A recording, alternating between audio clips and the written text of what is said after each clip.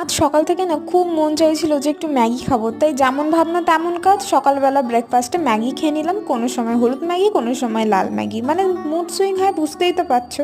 আর তারপরে বর চলে গেল কাজে। আর আমার তারপরেও মন চাইছিল কিছু খাই কিছু খাই, কী খাবো বুঝতে পারছিলাম না। তারপরে দেখি ঘরের মধ্যে একটা নেসক্যাফে কোল্ড কফি আছে। কোল্ড তো না, একদম আগের দিন রাতের বেলা কেনা, তাই ওটা গন্ধ শুকিয়ে শুকিয়ে খেয়ে নিলাম। আর তারপরে সন্ধেবেলা খুব ক্রেভিং হচ্ছিলো যে একটু মোমো খাবো। যেখান থেকে আমি মোমো খাই বেসিক্যালি তোমরা জানো, সেখানে দোকানটা আজকে বন্ধ ছিল, তাই আজকে অন্য দোকান থেকে নিতে হলো।